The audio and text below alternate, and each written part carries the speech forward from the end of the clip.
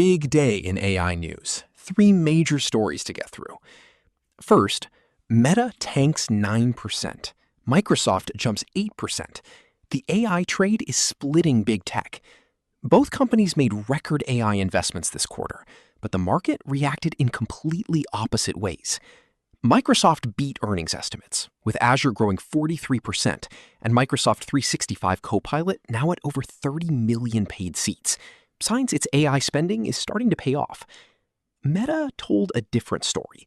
Its revenue guidance missed expectations, and free cash flow collapsed 91% year over year to just $784 million.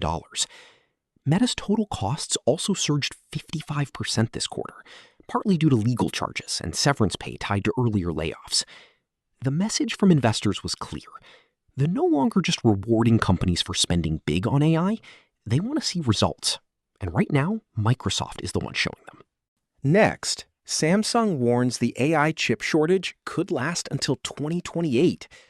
Samsung Electronics says the shortage of high-bandwidth memory chips used in AI processors will actually get worse next year and won't ease up until at least 2028. This came alongside a staggering earnings report.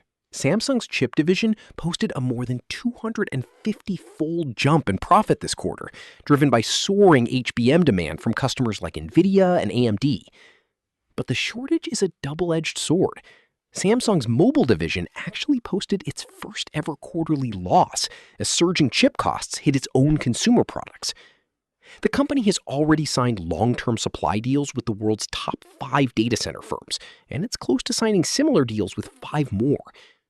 Analysts say this shows Samsung is betting the AI boom outlasts any short-term pain in its phone business.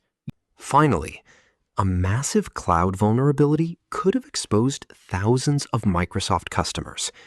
Cybersecurity firm Wiz, which is owned by Google's parent company Alphabet, discovered a now-patched flaw in Azure CosmosDB, a key database service that Microsoft uses to power Teams, Copilot, and thousands of business applications. Wiz's CTO said if a hacker found this before they did, they most definitely could have caused some pretty serious damage. Microsoft says they fully addressed the problem and found no evidence of customer impact.